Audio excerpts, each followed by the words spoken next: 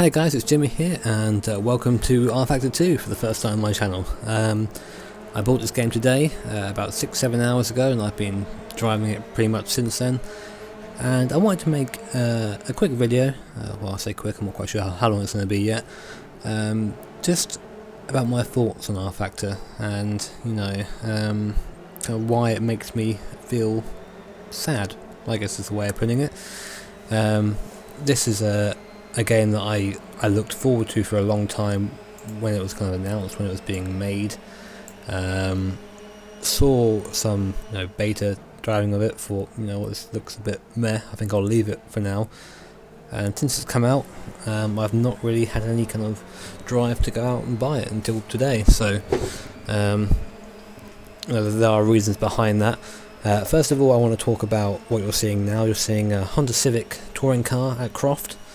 Croft is a user-made track, so this is a mod, and the car is ISI content, so there's kind of a bit of both here. And we'll start with looks, I guess. The cars, this model indeed looks pretty decent, and so does the track. A couple of things I'd like to point out though, you do get a couple of graphical errors. If you look at the back of the car in front of us a lot, the windscreen will disappear for no reason, shadows will go a bit weird. I think it's based on how close you are to the person in front, a bit like when cars are rendered differently when you get further away. But it doesn't look nice, it looks a bit tacky, and not really something you expect from a full game, unfortunately. And this is a full game, just to remind you, this isn't beta anymore, it's a full-fledged game for $29.99, so you're paying quite a bit for this if you're not paying for the yearly subscription thing online, which I think is a silly idea. Trying to be a bit like iRacing in that instance there, and I don't agree with iRacing's pricing structure, but that's a story for another day. Also, the graphics can be quite taxing on the on PCs. I'm quite fortunate to have a good PC, so I don't really have many issues with it, but like I said, you've seen a couple of errors come up so far. I run about 60 frames a second when driving, kind of as an average. It sometimes is above that, but other machines, obviously which are not as powerful as mine, will probably struggle, which is a shame. I can run it with HDR, again if I'm lucky enough to have a good PC, but without HDR the game looks really bad. It's quite a big difference, so I haven't got any footage of it, I'm afraid. You just have to take my word for it. The HDR also can be an issue in itself. There are different HDR profiles for different tracks, so to make it all look all nice and shiny, and if they're on the wrong track you sometimes get shiny pitmen, which is quite funny, but not very immersive, of course. As you can probably see in this video, the AI are pretty decent actually. They're quite aggressive. They don't just line a stir on every corner, they do attack each other as well instead of just going on one big line. There was a moment when I was driving on my stream earlier at Lime Rock where one of the AI cars was spun off at a corner, and I came up to it and I fully expected him to pull on back onto the track like I do in the first rFactor, but no, he waited for me to go past and then rejoined afterwards, and I thought that was great. I thought that was really fantastic, and that made me smile a bit, because I thought, this is progression, this is nice. On the topic of progression, I guess we'll talk about the tracks as well, and how they kind of react. Tracks rubber in as you drive around them, so for those who aren't familiar with the lingo, if rubbering in is when a track becomes more grippy, because cars go around it and lay down rubber from their tyres obviously, so you'll see often a racing line develop, like a black line develop around the track. That line has substantially more grip than the rest of the track, so you want to try and take that line around tracks. The only downside to that is that it happens really quickly. It's accelerated to a point of you'll do 5 laps and the track will be pretty much almost fully rubbered in. So it's a cool idea, maybe needs lengthening a little bit, but I'm sure maybe that there's something you can tweak somewhere to slow that down. But in the stock game it's a bit too quick. Also, kind of on the note of tracks, when it does rain in this game, because there is weather which I'll get to in a bit, it washes the rubber away again, and obviously then you can make new when it stops raining, the dry line will emerge, and that's also really cool to see. It's something that iRacing, because I'm going to try and compare this to other sims as much as I can, something that iRacing hasn't yet to implement. It's something that people tried to mod into rFactor, didn't work. something that I'm not sure Assetto Corsa are going to be adding at all, and like it's so refreshing to see it in there.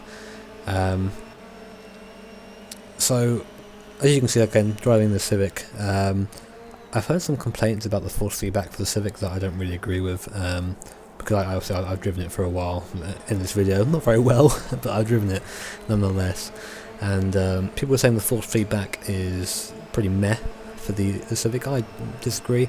I think it's really good. People need to understand that there is a big difference between driving front-wheel drive cars and rear-wheel drive cars. They aren't all going to feel the same. Front-wheel drive cars are going to be a bit twitchy at the front, not going to feel as solid because the front wheels do the steering and the acceleration, so obviously they're struggling for grip a lot of the time, and it's going to be different. But I personally think the force feedback is really good for this car and a lot of the other cars I've driven. I've driven the 370Z and the Halston, that rear-wheel drive. There are other cars I've driven, but not enough to kind of give good opinions on them. And they both feel really good. The driving is really nice in this. Like, there's no other way of putting it.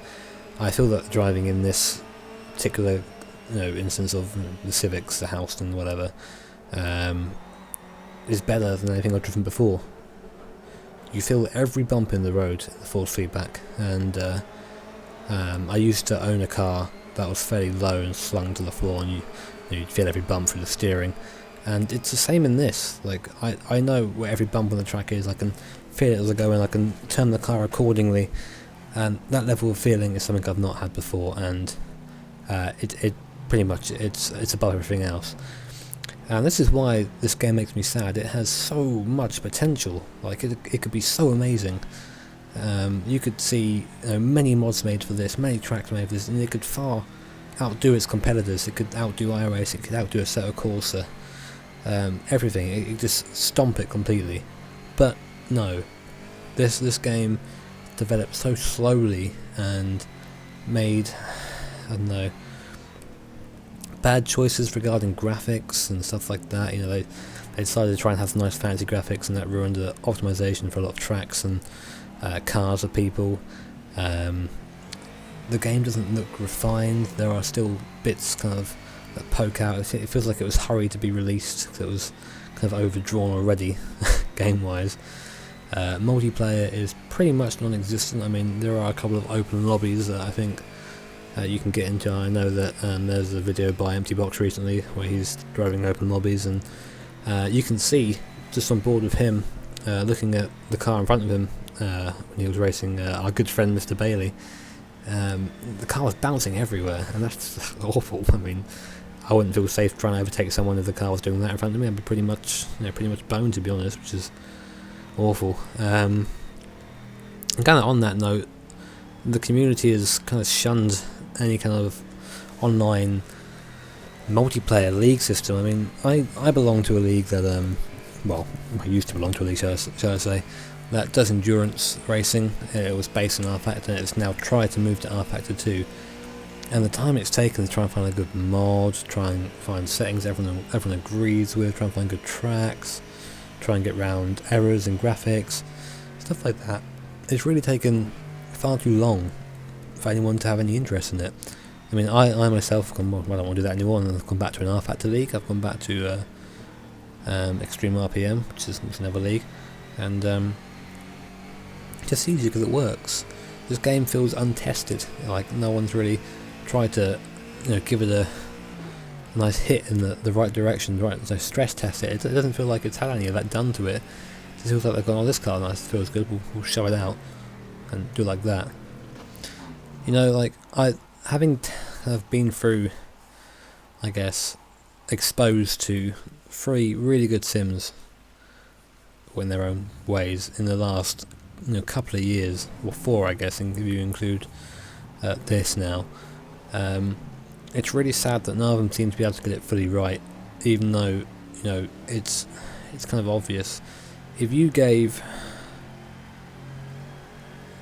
iRacing the tyre model from this, you can flat spot tyres in this, you can you see there's tyre deformation. It is a bit over exaggerated, but it still looks pretty damn rad. And pop that in iRacing, put the weather in iRacing, put the hype from Assetto Corsa, mix those two together, mix those three together, and just the sheer amount of drivability from the first rFactor, amount of cars, amount of tracks, and you'd have the best game in the world. It's never going to happen because iRacing is out to make money, pretty much full stop. Good community, good those guys there, but you pay £400 million to play any games. rFactor 2 has relied too much on the community and it's let them down. First rFactor is simply too old, and Assetto Corsa is yet to be seen, I guess. I let Assetto Corsa off because it's still an alpha, I think. Or is it beta? I don't even know anymore. I'm pretty sure it's an alpha. But this game has no excuse. It's a fully released game to the out to the public, and it makes me sad that they had such an opportunity with this to really share with the sim racing community this fucking awesome tyre model, driving physics, and I really do mean that because I drove this car so much. This Houston, I drove it so much, I enjoyed it so much. Like, I drove 3 hours straight in this car and just enjoyed it, every second of it. And it makes me sad that I'm never going to probably see this in the league. Never going to get pro races in the league just because of the way things go.